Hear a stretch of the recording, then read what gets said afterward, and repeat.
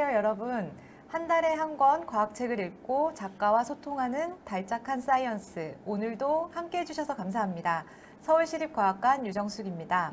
오늘은 예술가의 손끝에서 과학자의 손길로라는 책의 저자이신 김은진 작가님을 모시고 미술관에서 만나는 과학이라는 주제로 북토크를 진행해 보도록 하겠습니다. 안녕하세요, 김은진 작가님. 네, 안녕하세요. 이렇게 만나 뵙게 돼서 너무 영광이에요. 네, 제가 영광입니다. 미술품을 치료하는 보존과학자 김은진입니다. 저와 제 책을 이렇게 달콤한 프로그램에 초대해 주셔서 너무 감사드립니다. 네, 작가님 소개 간단히 해주시겠어요? 네. 저는 국립현대미술관에서 학예연구사로 일을 하고 있고요. 미술품이 상처가 나고 아플 때 치료하는 미술품 의사로 종종 비유되곤 하는 보존과학자입니다. 와, 미술품을 치료하는 과학자라 정말 생소한 분야인 것 같은데요. 새롭고 낯선 영역에 계신 분들을 만날 때마다 느껴지는 그 신비로운 마력 같은 게 있어요. 근데 그런 게 오늘도 물씬 풍겨지고요. 오늘은 특별히 지난번과 마찬가지로 과학관의 대학생 서포터즈 학생들과 함께 합니다. 네. 학생들 간단하게 소개 부탁드립니다. 안녕하세요. 서울시립과학관 크리에이터로 활동 중인 제로 문소영이라고 합니다. 반갑습니다. 네, 안녕하세요. 서울시립과학관에서 크리에이터 곰토끼로 활동 중인 박성규라고 합니다. 반갑습니다.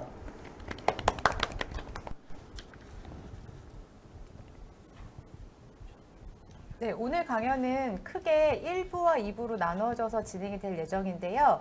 1부는 미술 복원의 이야기로 떠나는 세계 여행, 그리고 2부는 현대 미술과 보존과의 의미로 진행이 될 예정이고요. 중간에 저희 서울시립과학관 강연에서만 체험할 수 있는 깜짝 이벤트가 준비되어 있으니 끝날 때까지 함께 즐겨주시기 바랍니다. 네, 그러면 네, 제가 준비해온 화면 전환을 부탁드립니다. 네. 제가 미술관에서 무엇을 하고 있는 장면일까요? 청소하는 사람 같기도 하고 뭔가 심각한 일을 하는 것 같기도 하고. 작가님인가요? 왼쪽에 있는 네, 다 접니다. 셋 다 접니다. 여배우의 포즈가 느껴지는데요? 네, 감사합니다. 뭘 하고 있는 장면이죠? 간단하게 작품들을 처리를 하고 있는 장면이고요. 빛을 비추어서 저렇게 작품을 살펴보는 건 상태가 어떤지, 지금 전시를 하기 위해서 작품이 미술관에 들어왔을 때 상태가 어떤지 기록해두기 위해서 조사를 하고 있는 장면입니다. 네, 이렇게 정말 CSI처럼 수사를 하는 사람 같기도 하고요. 현미경을 들여다보면서 이제 작품을 살펴보는 일을 하기도 합니다. 저렇게 스탠딩 현미경이 미술관에 보관이 되었나요? 네, 네, 네. 작품들이 주로 이제 눕혀져 있기보다는 세워서 보아야 될 경우가 있기 때문에 저런 현미경들이 미술관에 있어요. 멋있어요. 보통 미술품을 복원한다, 보존한다라고 할 때 많은 분들이 떠오르시는 인물이 하나 있죠. 냉정과 열정 사이라는 영화, 그리고 그 주인공 준세이가 있습니다. 준세이는 이제 피렌체에 가서 미술품 복원을 공부하는 남자 주인공으로 나오고요. 옛사랑을 떠나는 그런 이야기이긴 하지만 이런 독특한 직업 때문에 주목을 받기도 했었죠. 저희 때 엄청 유행했던 영화였는데. 맞아요. 대학생 때. 네. 그리고 인사동 스캔들이라는 그 영화의 주인공으로 김래원이 등장을 하고, 김래원이 이제 미술품을 복원하는, 고미술품을 복원하는 그런 약간 사기꾼 캐릭터로 나오는 작품이었죠. 네. 그래서 많은 분들이 미술품 복원이라고 하면 이런 영화에서 비춰진 모습들을 주로 상상을 하시는 것 같기는 한데, 사실은 이제 미술관에서 또는 프리랜서로 이렇게 작업을 하시는 분들의 모습은 이 모습과는 좀 다른 측면도 있고, 여러분들이 이 보존이라는 학문에 대해서 많이 알면 좋겠다는 생각이 들어서 제가 이 책을 써보겠다고 결심을 했었고요. 그 결과물로 나온 책이 여러분들의 사랑을 많이 받아서 아주 기쁩니다. 네, 제가 이 책을 어떻게 쓰게 되셨는지 여쭤보려고 했었는데 벌써 말씀을 해주셔가지고 그 한 번만 더 얘기해 주세요. 네, 어떤 마음으로 이런 책을 쓰시게 되었는지 독자분들한테 좀 편안한 말투로 해주셨으면 감사하겠습니다. 네, 네. 일단은 이 미술품의 보존이라는 영역을 여러분들이 잘 모르시기 때문에 일어나는 많은 오해들이 있는 것 같고, 미술품을 지키는 일이 우리 모두가 다 같이 참여할 수 있는 일이라는 걸 여러분들이 아셨으면 좋겠다라는 생각을 했고요.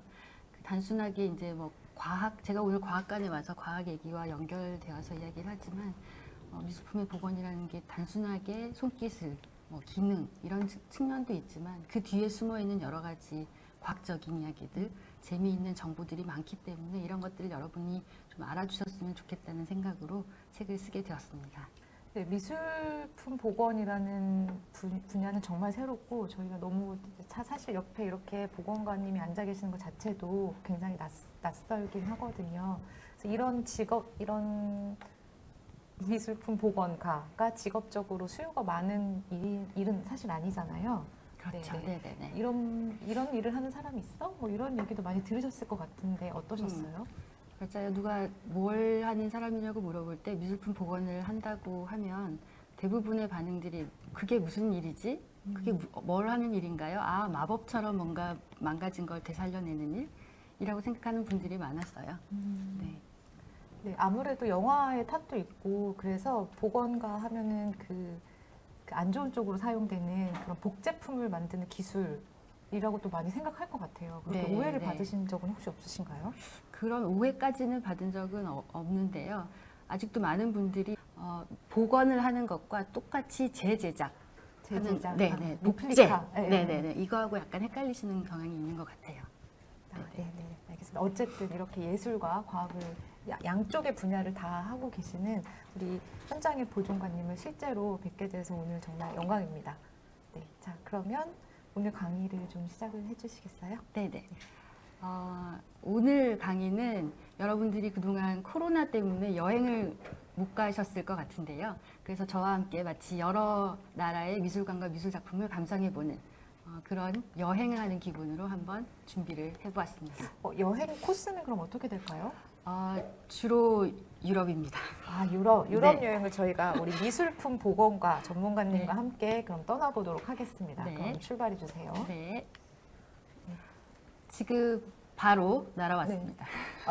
여기 어딘가요? 여기 이탈리아 로마에 있는 바티칸 시국이죠. 세계에서 가장 작은 나라라고 하는데요.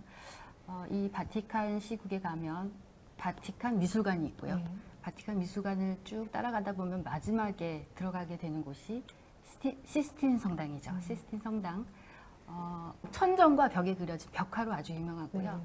이곳에 들어가기 위해서는 들어갈 수 있는 사람의 숫자가 정해져 있고, 그리고 그 안에서 머무를 수 있는 시간도 정해져 있어요. 줄 엄청 길게 섰다가 들어갔던 것 같아요. 네. 미켈란젤로 그리는 거죠? 맞습니다.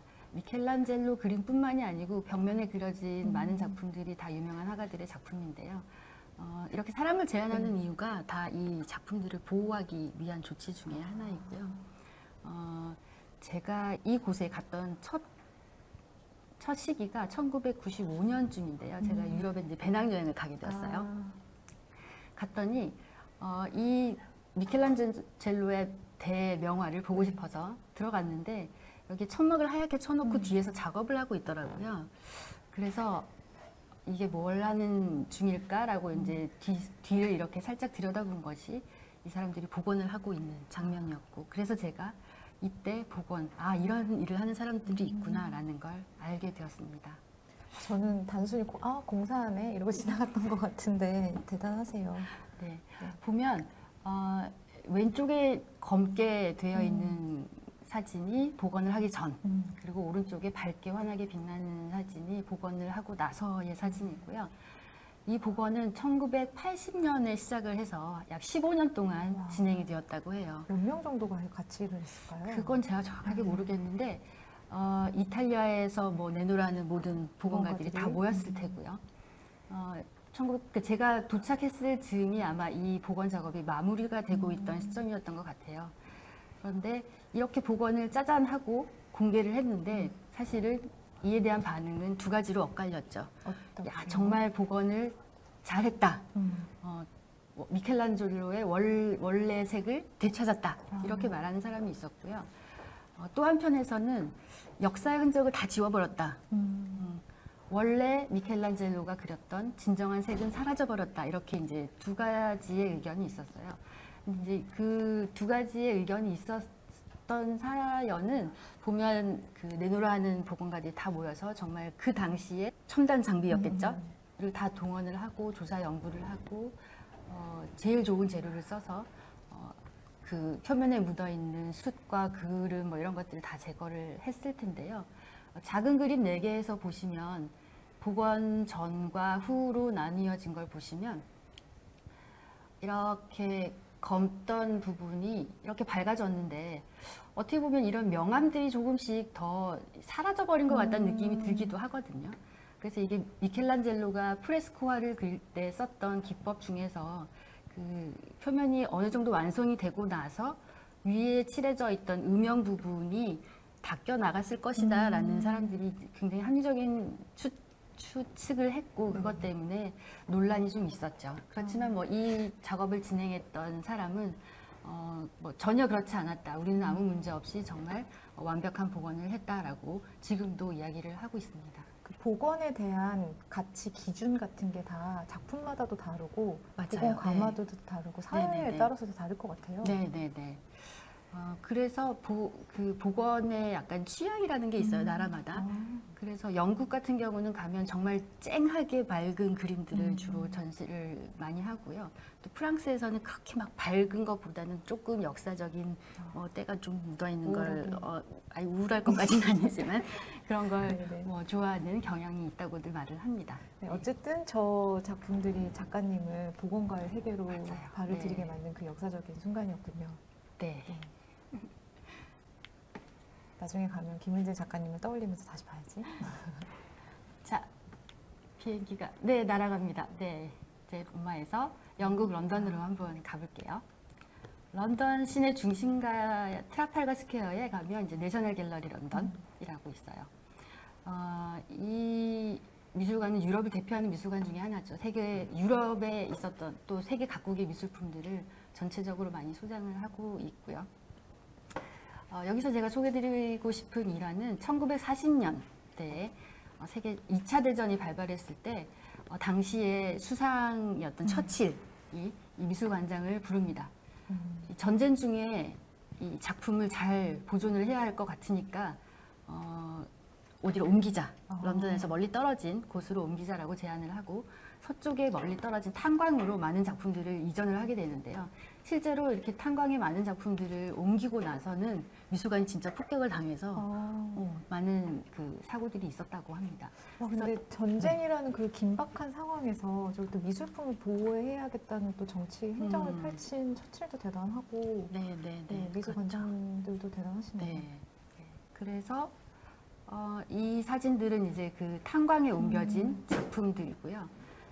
몇 년 동안 지속되는 2차 세계대전 중에 이제 미술관에서는 이 작품들을 깨끗하게 클리닝을 해야겠다. 좀 먼지를 닦아내는 전쟁이 끝나고 나서 중이었어요. 전쟁 중에. 중인데도요. 네네네.